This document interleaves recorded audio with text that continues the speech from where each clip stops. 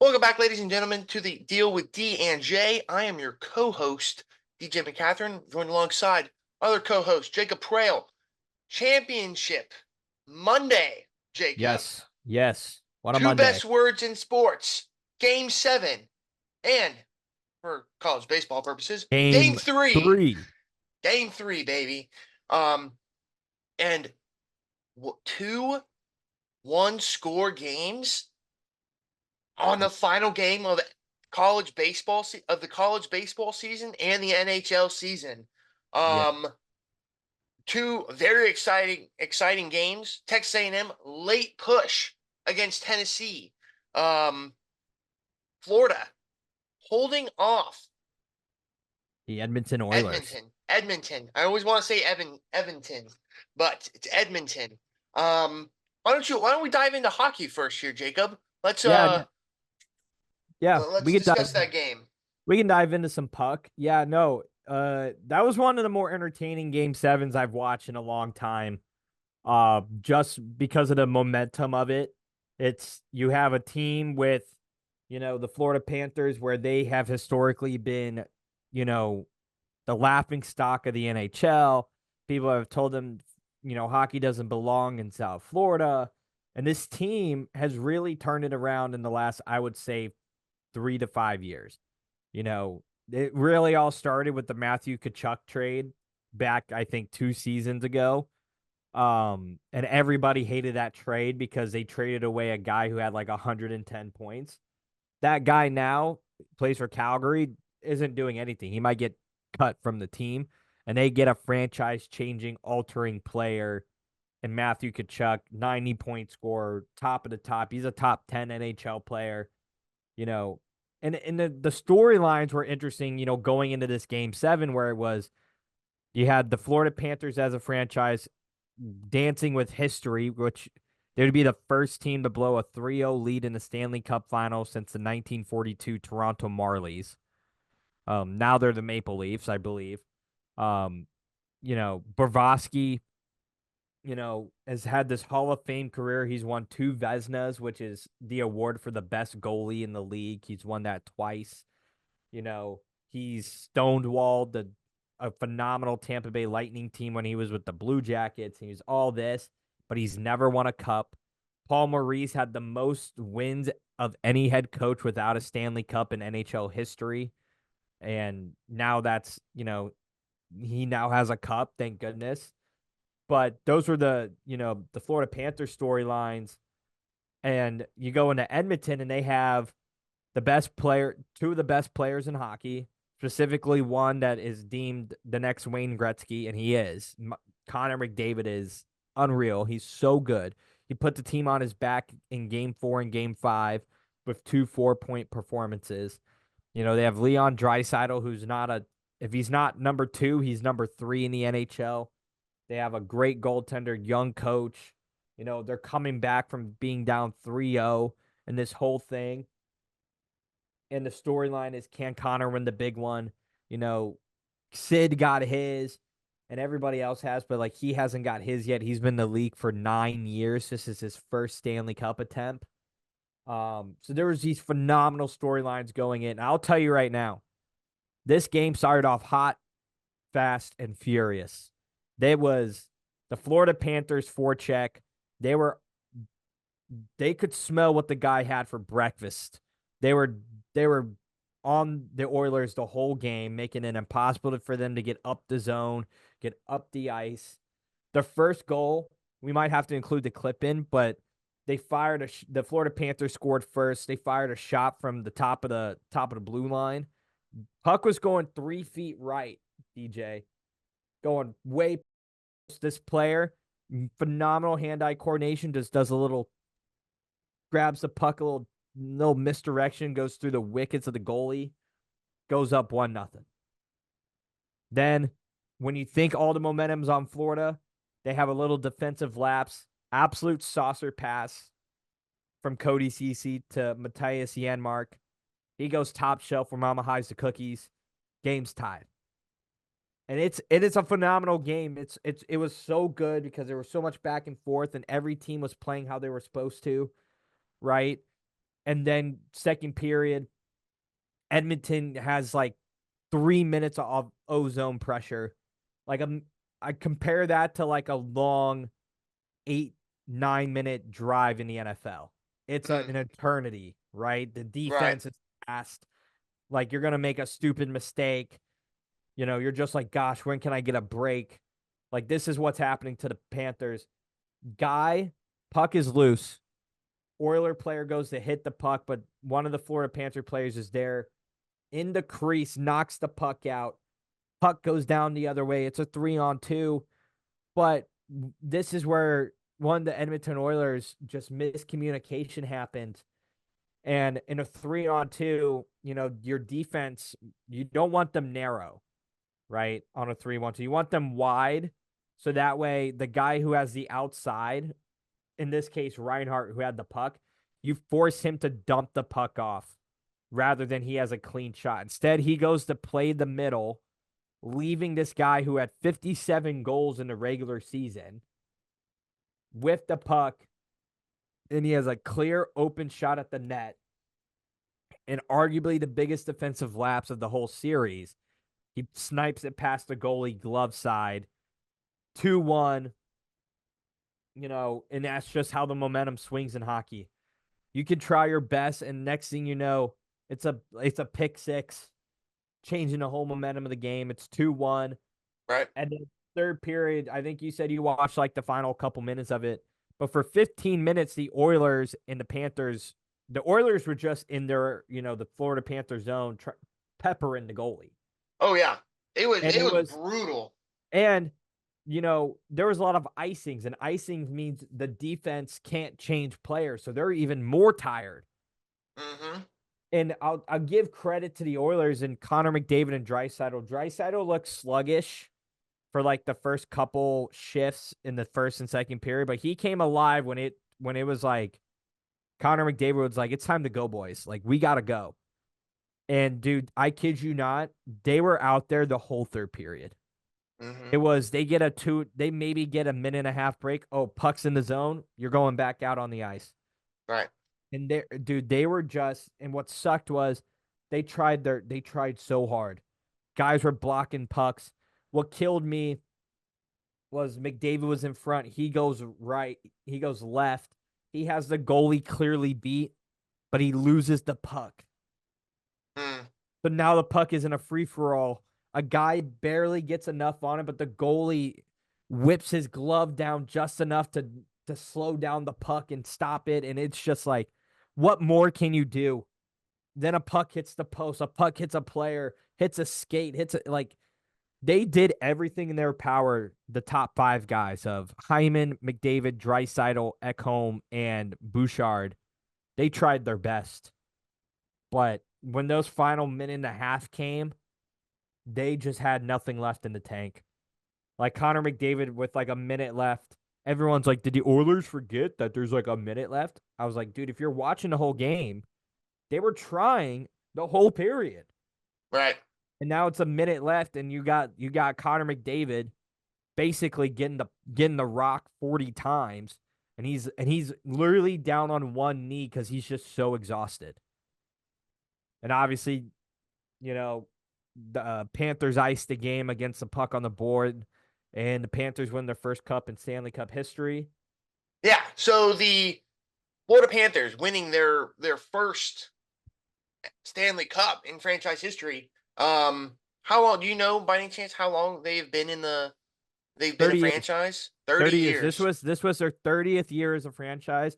I have a couple fun facts like this floor the like for people to understand how big of a turnaround this is.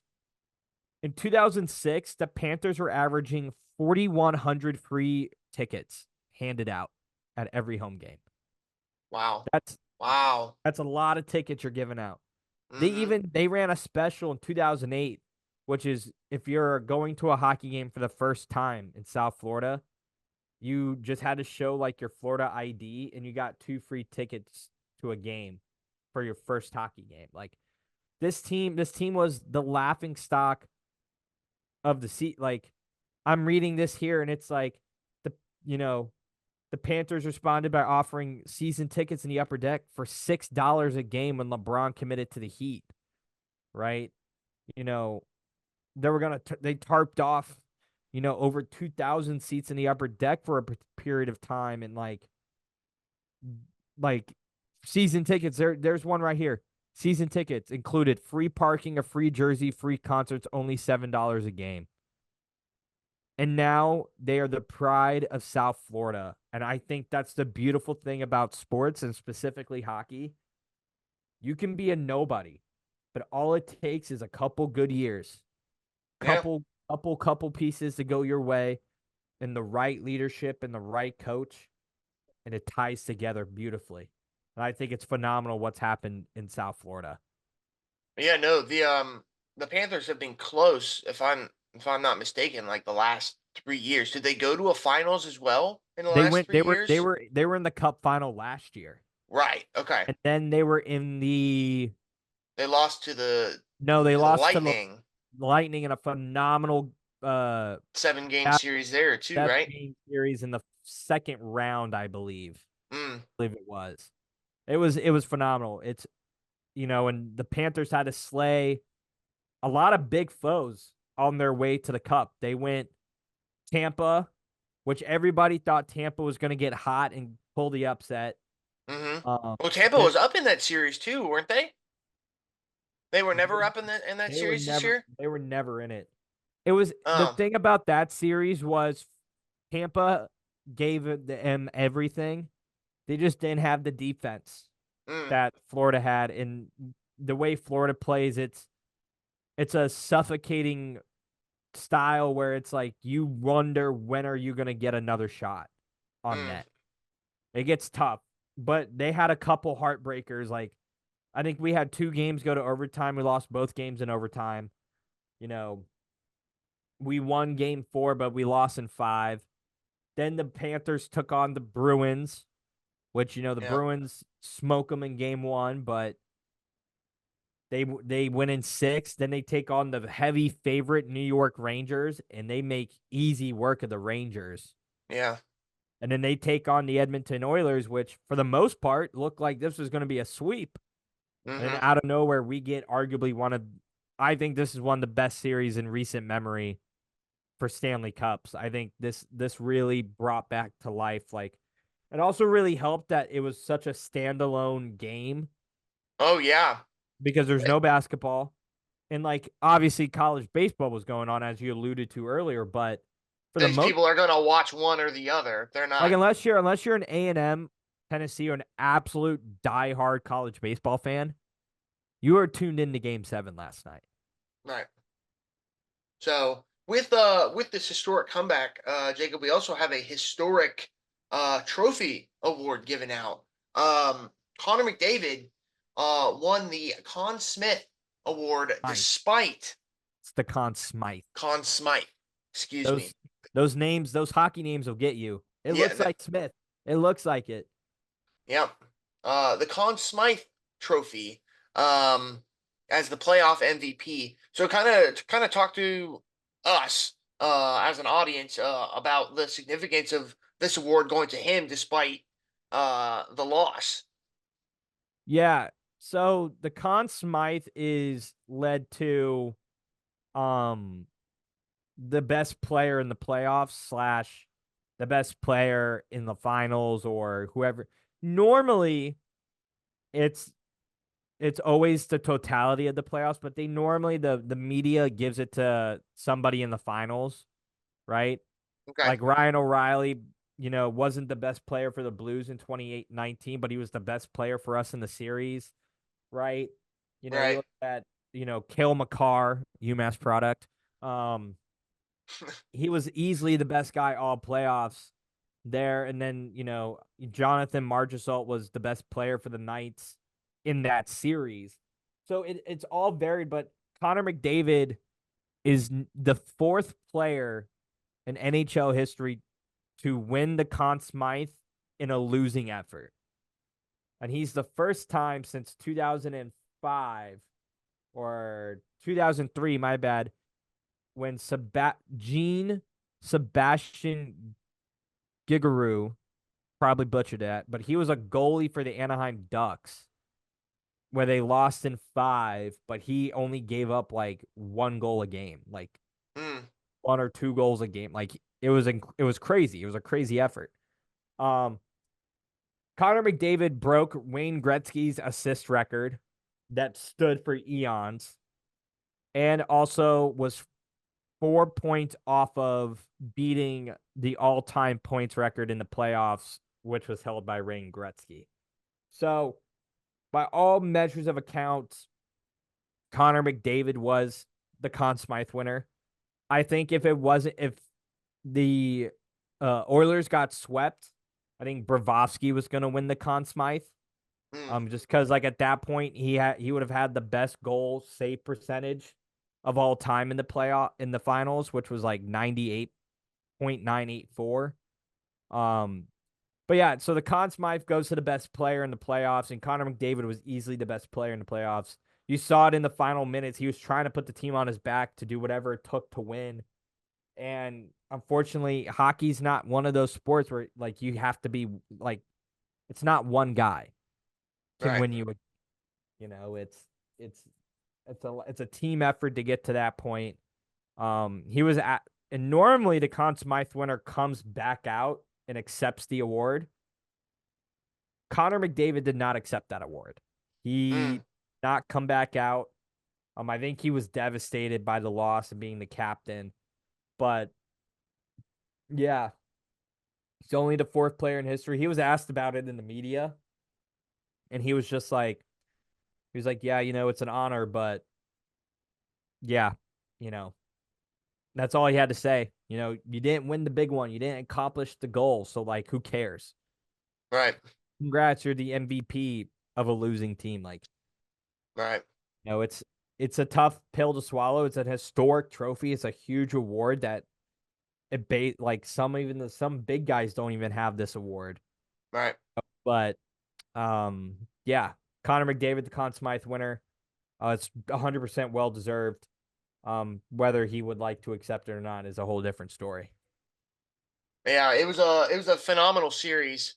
Um, or it ended up being a phenomenal series. Like you said, it looked to be a sweep. Um, when the Panthers went up 3-0 and the Oilers with a remarkable comeback, and it helps that even though the Oilers couldn't complete the comeback, they still game 7 was still a fight. There couldn't have been a better outcome for this game than it to be 2-1, right? That was a phenomenal. It was phenomenal. It was so good on all fronts. I think it was one of the more entertaining game sevens I've watched in a long time. Yeah. So speaking of game sevens, we're going to switch to game 3, which is college baseball's game 7, if you will. Um, Tennessee and Texas A&M, 1 seed versus 3 seed. Tennessee displaying that a 1 seed can in fact win this tournament, um, and that they can overcome um, their past couple of unfortunate seasons. Um, well, they got eliminated by Notre Dame, I believe, 2 years ago, early in the World Series, and I'm not 100% sure what happened to them last year, um, where they finished last year. But nonetheless, Texas A&M, you know, felt like they were coming out of nowhere, right? They eliminated Florida, got through Kentucky. Um, Actually, they got through Florida twice, which I think is remarkable. Um, and got through Kentucky, which was a favorite for me to to It was make a it all the favorite. way. It was a favorite from both of us. Yeah, so I thought their um pitching was going to win that ball game, and it ended up being what my fear was, that their offense couldn't keep up with everything else. Yep, that's what we talked about, and it's exactly what happened. Was when the pitching didn't show up, they didn't have enough hitting to match Right. it. And so Tennessee going through Florida State, which I did not predict either. Florida State, North Carolina, and then Florida State again. And what a phenomenal 3-game stretch by these two teams. Texas A&M taking game one, Tennessee coming around, taking game two, and then this game three was more exciting than I think people were ready for it to be. As I'm pulling up the box score here, Tennessee off to a hot start early, with a leadoff home run, by Moore, in the first inning. Really set the tone for this team. The announcers, and throughout this whole series, he's uh, been the fuel for this whole team. And this solo home run in the first inning of the game ended up being the difference in the ball game. Um, you know, uh, Texas A&M came back at the top of the third, scoring one run, and then Tennessee, keeps bouncing back. Man, when they are a hot team, they are hard to slow down, and you saw it through this whole game. Um, Tennessee scored two in the bottom of the third, to go up 3-2. And then in the seventh, they scored 3 runs, and it seemed like Texas A&M was out of this ball game. Really, all the momentum was swinging in Tennessee's favor. A&M didn't seem like they had an answer because those 3 runs were with 2 outs, Jacob, in the bottom of the seventh. Um, so they went up 6-1, and then in the top of the eighth, Texas A&M, the dogs that they are, they came back with 2 runs. They stiffed Tennessee in the bottom of the eighth, and then had 2 runs in the bottom of the ninth, or excuse me, the top of the ninth. But ended up falling short. And Tennessee won their first College World Series in their history. The whole College World Series, from the time the playoffs or the postseason started, was just phenomenal for college baseball. I was gonna say this was one of the most memorable tournaments in a long time. Obviously the College World Series is ultimately what matters, but I've never been more locked in to regional and super regional play than this season because of all the drama, all the excitement, everything that was going on. I was so locked in this go around. So yeah, Jacob, it was a phenomenal playoff series for college baseball, the whole postseason. And it was fitting that the final two teams came down to two programs who had never won the College World Series. I think it stands out that you don't need to have the best team in baseball, or the most talented players in baseball in order to win this championship. I mean, we saw plenty of teams that um, you know felt like they shouldn't be there, make a lot of progress in this tournament. Florida was one of those teams. We knew that they had a stacked roster, but they didn't have the season that we thought they were going to have. And a lot of people didn't believe that they should have been in this tournament.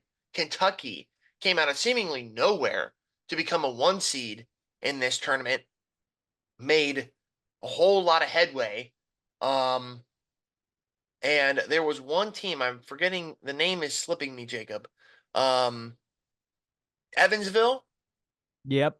Evansville made no idea where they came from. I'm not even sure where Evansville is. Is that North Carolina? In Indiana.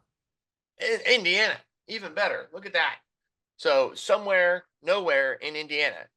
Um, making a lot of headway um in this tournament, making it tough for the eventual champions, Tennessee, to make their way there. Um, and then you have celebrities at this game. Peyton Manning showed up for the final. Morgan Wallen was there. Morgan Wallen was there. And then you have the attendance of just people.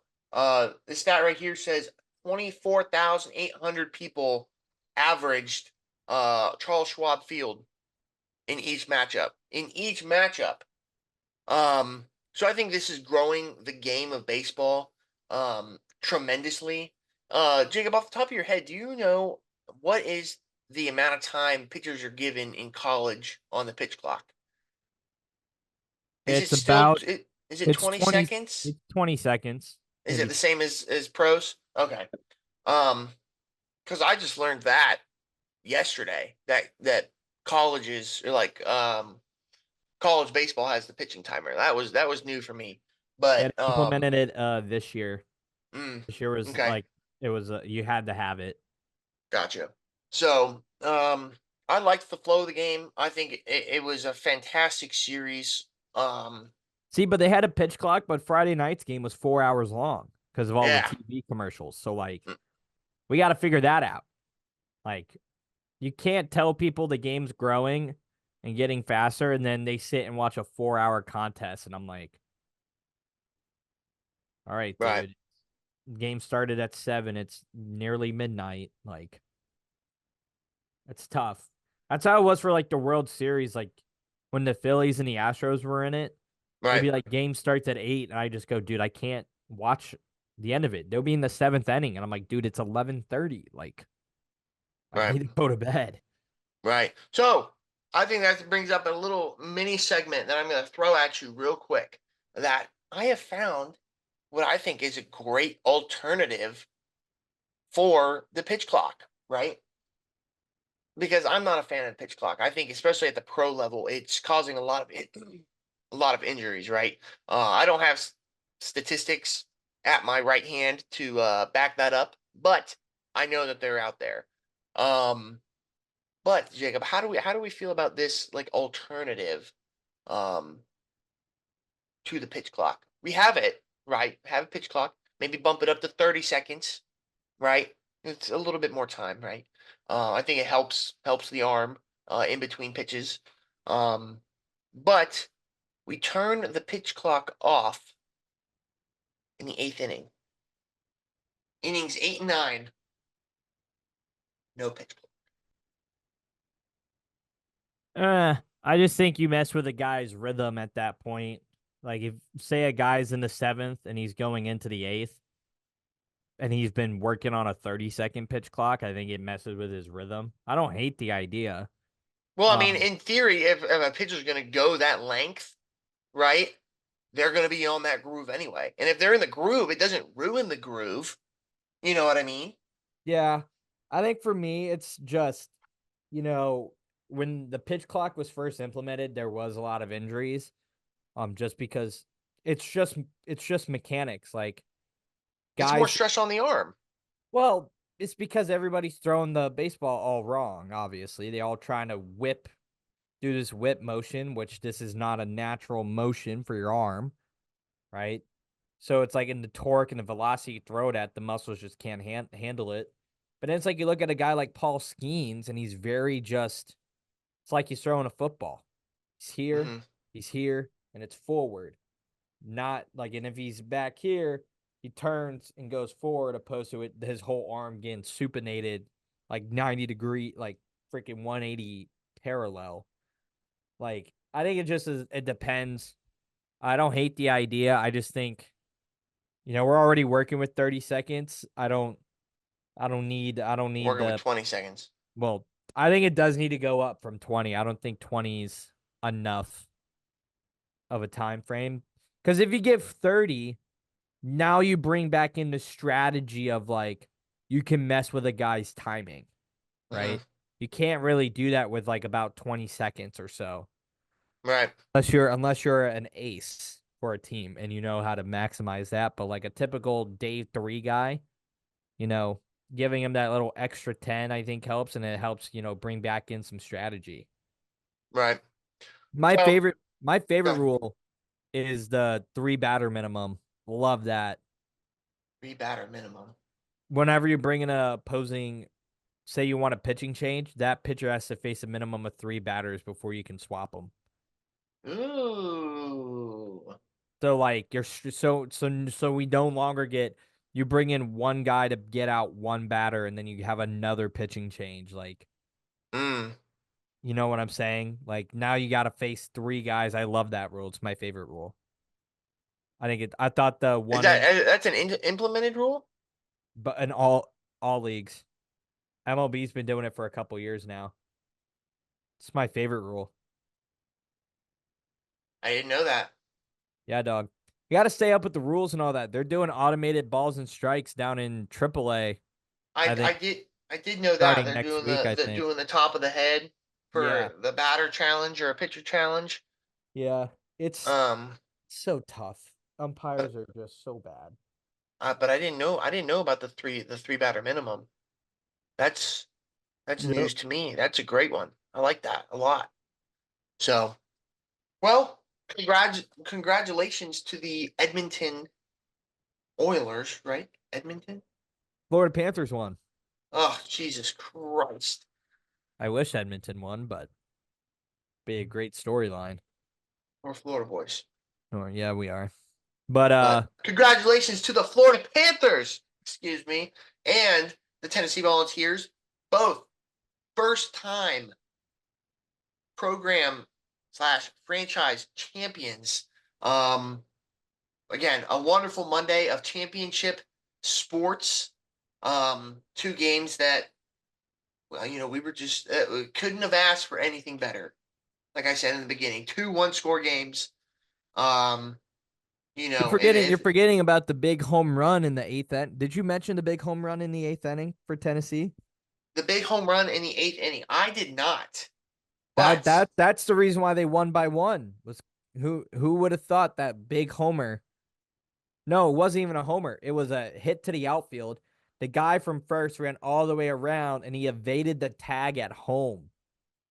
yes, the tag evasion. Ah, how did I forget? I am got to get all my stuff, Jacob. So I'm gonna see if I can snag that highlight. Um, so did you see that play or did you see the highlight of it? I saw the play of it. Okay. Ball hit to the outfield, relay came in, and as he's coming in, he just like whipsy You do just around, you just slid his hand behind, mm-hmm. called it a day. Yeah, it was an awesome slide. I thought he was out. I mean, just looking at the play live, I mean, he looked like um it looked like the ball beat him to the plate, and he just the reaction time just wasn't there. Um, Texas A&M reviewed, tried to see if they could sneak it out there, and they didn't make it. But that home run that you mentioned earlier by Drilling, I Yeah, I think think so. um, just got over the wall. I mean, just barely got over the wall. Um, and like I said, that was that big momentum swing um for Tennessee, where it looked like they just drained the life out of uh out of Texas A&M, and little did everybody else know that it just lit a fire under them for the next two innings, and made the game interesting. Um, so yeah, once again, congratulations to the Florida Panthers and the Tennessee Volunteers on phenomenal seasons, phenomenal playoff runs, and phenomenal closeout games to win again their first championships ever. Um, DJ, what are we going to talk about this summer now? We got so, baseball, but like the trade deadline isn't until like mid July, late July. so for those listening and for you, Jacob, we have started a list. We want to know what you guys would like us to talk about as well. So just to give you a little preview of what's going on, if my goodness I can ever find it. Um, Things like the NFL draft. No, not the NFL draft. Excuse me. The NBA draft is coming up. Um, we want to talk about QBs and their potential. Trevor Lawrence just signed a huge extension this offseason. We want to talk about QBs and their breakout potential. The NBA free agency and potential moves. Boston has a huge salary this year that they're going to have to pay. And Tatum is looking to get a new contract. Um, Excuse me for my screen just going haywire. I can't seem to get anything working how I want it to. We want to talk about the divisions. We want to talk about, like you said, the trade deadline in the MLB. Um, there's plenty to look forward to, in my opinion, Jacob. What about you? What do you want to talk about this summer? I think we got a lot of football talk, a lot of hypotheticals we can do. We Mm-hmm. can do a little blind resumes. Those are always classics. Right. We can do a little guess the logos, a little fun stuff for TikTok. Mm-hmm. Guess the stadiums, guess, blind resume coaches, blind resume college quarterbacks, blind resume Heisman winners, right? I think we have so many options we can do that we can get creative with. I think the NFL is going to be big once, training camp gets going.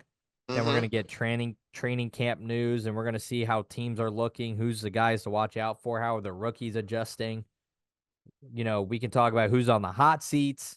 You know, Mm-hmm. is anybody comfortable in their jobs? Who's safe? Who's not? Right. Who's going to be cut after this season, quarterback wise? Like, will both, will who are the rookie quarterbacks going to, be the best? And Right. maybe I think it's going to be a lot of football because that's what's coming up next. But we still got NBA free agency, NBA draft, Mm-hmm. NHL free agency, NHL draft. Um, yeah, obviously baseball's still going on, so we'll talk about that trade deadline when that gets closer. The new NCAA game is coming out. NCAA games coming out in 3 weeks. Right. I gotta get a new. I gotta get a new. You want to hear? I got like a mini. I guess part of my take calls this a fire fest, Okay. but I have a mini problem. The NCAA 25 game is not available on the older consoles. So like I have an Xbox One. It's not available for Xbox One.